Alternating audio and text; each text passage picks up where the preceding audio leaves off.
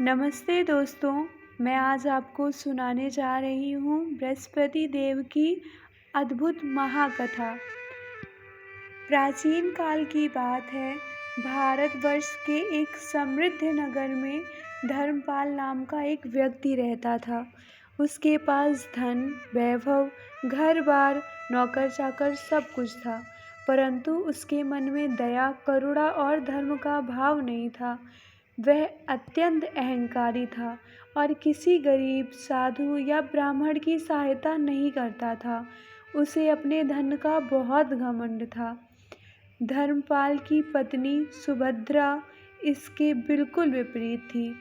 वह अत्यंत धर्मात्मा, सरल स्वभाव की और भगवान में आस्था रखने वाली स्त्री थी। वह प्रतिदिन पूजा पाठ करती और विशेष रूप से गुरुवार के दिन बृहस्पति देव का व्रत रखती थी। वह पीले वस्त्र पहनती, पीले पुष्प अर्पित करती और पीली वस्तुओं का दान करती। धर्मपाल को यह सब व्यर्थ लगता था। वह अपनी पत्नी का उपहास करता और कहता कि ये पूजा पाठ केवल अंधविश्वास है। धन मेहनत से कमाया जाता है, देवताओं से नहीं।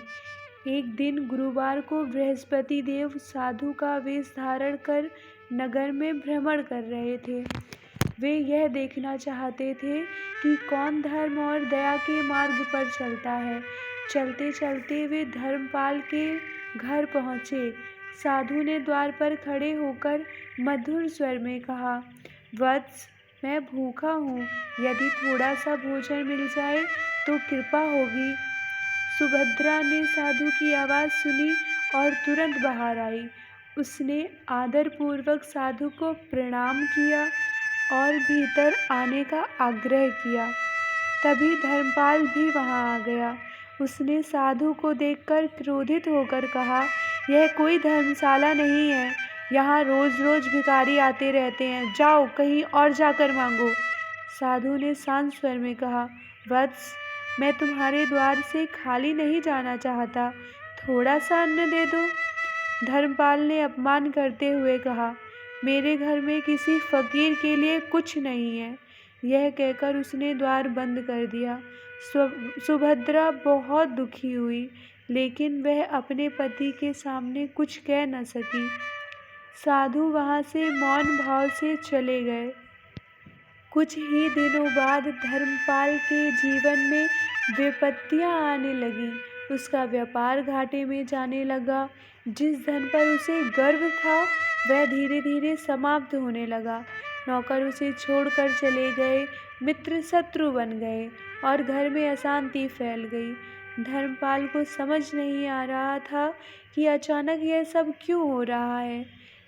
सुभद्रा ने विनम्र स्वर में कहा, स्वामी, यह सब बृहस्पति देव की कृपा से ही मिलता है। आपने गुरुवार को आए साधु का अपमान किया, वही बृहस्पति देव थे।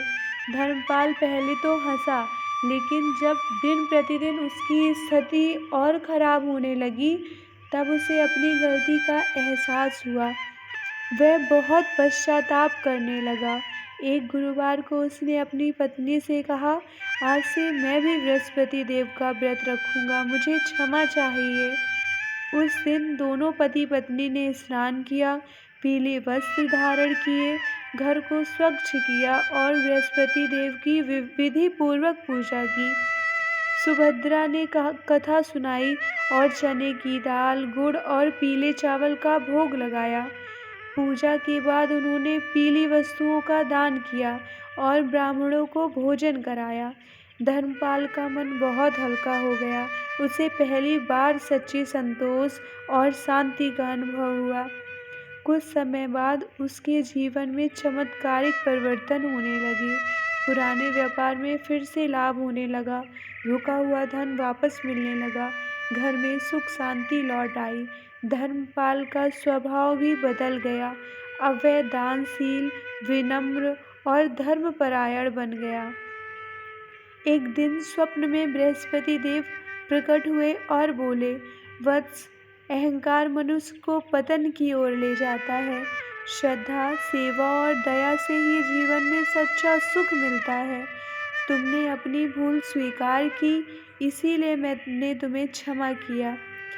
सुबह उठकर धर्मपाल ने यह स्वप्न अपनी पत्नी को सुनाया। दोनों ने निश्चय किया कि जीवन भर गुरुवार का व्रत करेंगे और ज़रूरतमंदों की सहायता करेंगे। इसके बाद उनके जीवन में कभी भी धन, विद्या और संतान का अभाव नहीं हुआ। उनका घर आदर्श गृहस्थ का उदाहरण बन गया। हमें इस कथा से यह शिक्षा मिलती है कि गुरुवार का व्रत श्रद्धा से करने पर बृहस्पति देव की विशेष कृपा प्राप्त होती है। अहंकार और कंजूसी मनुष्य को विनाश की ओर ले जाती है।